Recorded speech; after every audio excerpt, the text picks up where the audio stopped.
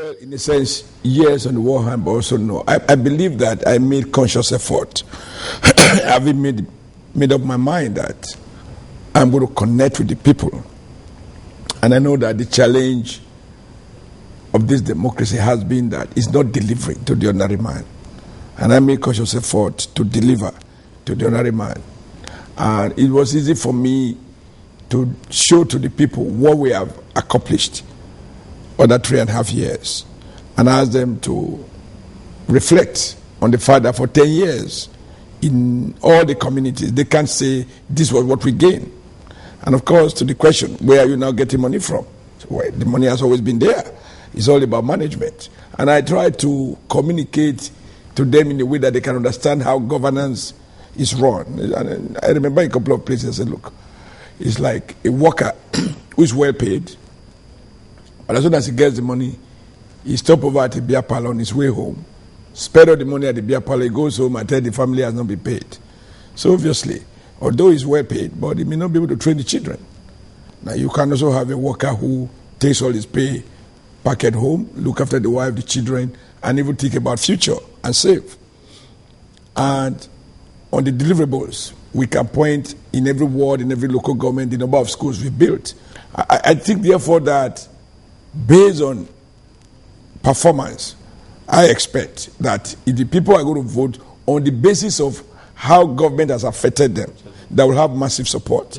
But then I knew that sometimes other sentiment comes in.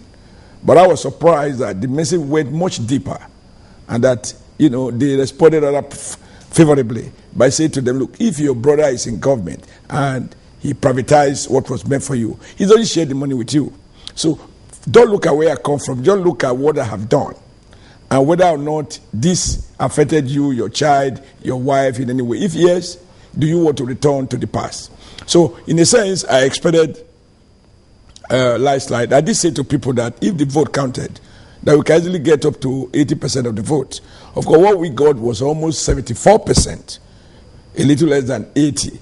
But that is also because the delay of supply of materials in Edo South affected the number of people who were able to vote. Could that be responsible for your initial reaction? Because some people have said you overreacted in the course of the election when you accused INEC of not doing very well, and you actually called Professor Tahiru Jega, the INEC chairman, complaining that he had failed.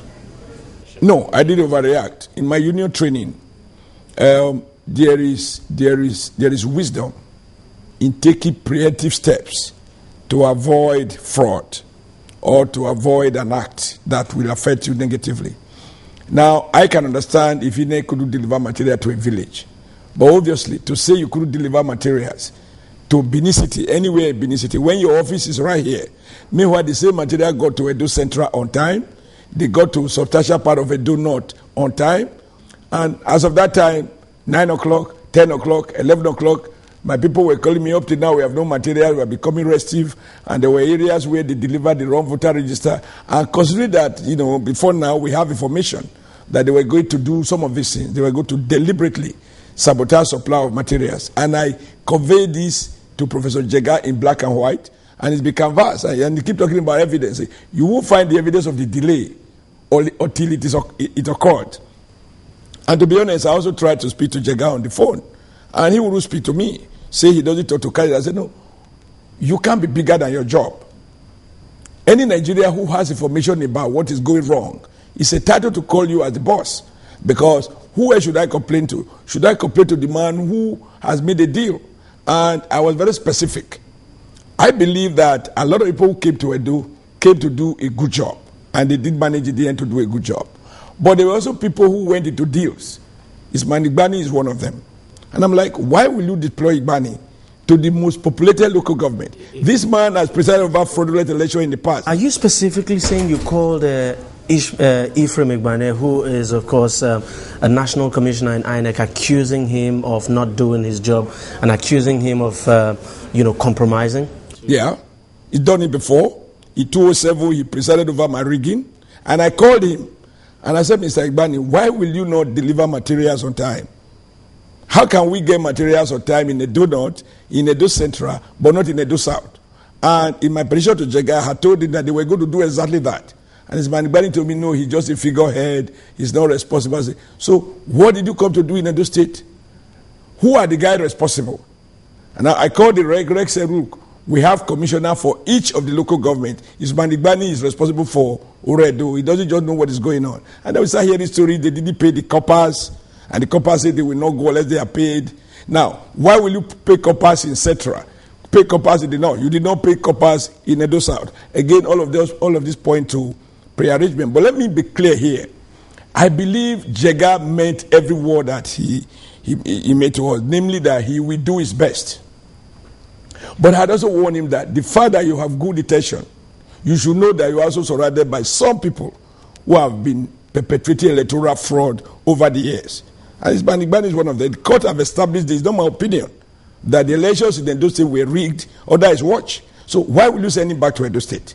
You know that he's not capable of doing anything good. He's had a deal with some leaders of PDP in this state for a long, long time. So why would you err on the side of caution?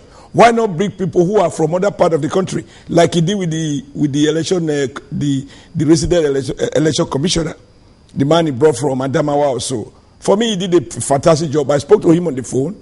I could feel that he was worried, he was troubled, but they had deregulated the system. They had so many supervisors, and he confessed to me that Igbani is superior to him in any event. But I was angry with Jega for two reasons. You don't post a man who has a history of presiding over regulation. And Badmo, you know I have consistently argued that the president should not have confirmed appointment of people who have presided election that were nullified by court of law. That when you recycle such element, they are already used to this business, and you can't change them overnight. So those were my worries. But let me clarify this. Mr. Jedam, the rec, did a good job. And it didn't make sense to me to keep quiet, allow them to perfect the act, and then complain later. Because part of their strategy was, we will rig, let the comrade go to court, let him protest. He goes to court, we'll meet him in the court. And you've heard of judicial arrest over the years, and nobody wants to go through that process. So I think that for me, my attitude was, and I even called the president, I said, sir, can you believe 10 a.m. materials are not in Benin? And this is part of the petition I had written before. So let me say, a lot of the guys who were involved in this process did a fantastic job. They were honest.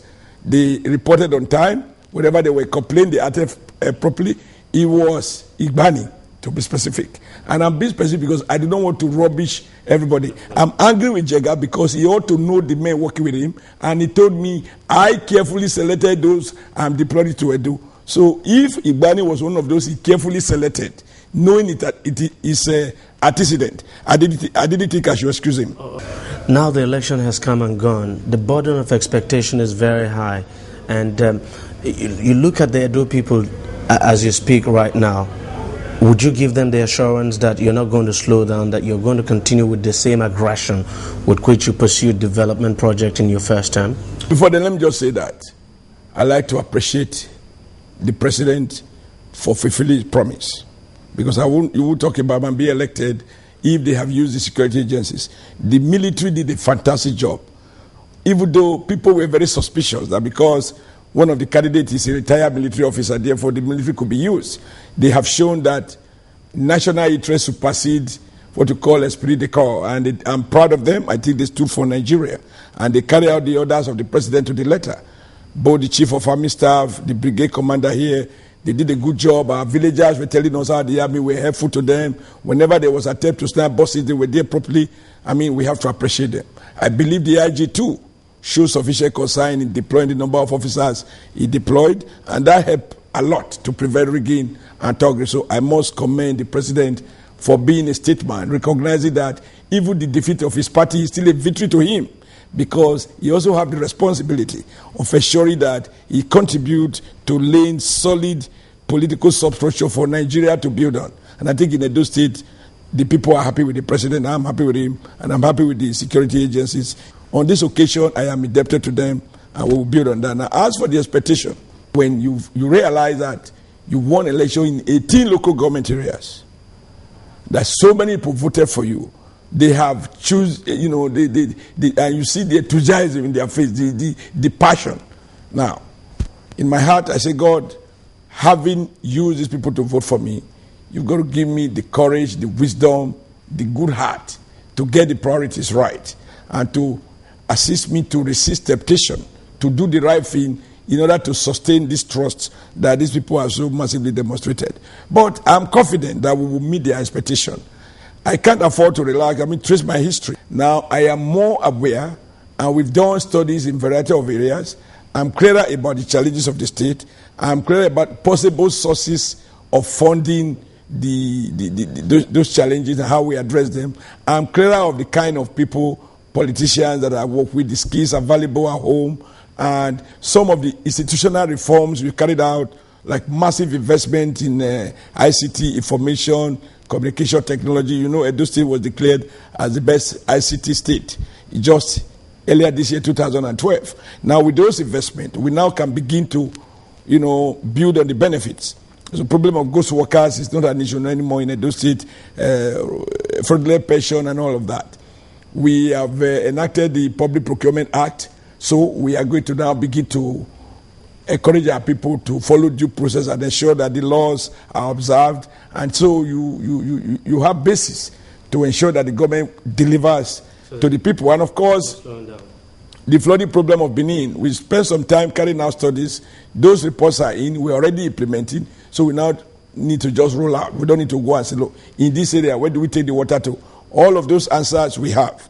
And of course, in Edo South and in Edo Central, the challenge of water supply, we've already procured in the first term 3 heavy-duty dado rings. All I need to do is to continue to deploy them from one community to the other. So I know that I will be able to deliver more water, to more communities. I'm not going to spend money now procuring equipment because we already procured 3, and we're dedicating a machine to each of the senatorial districts.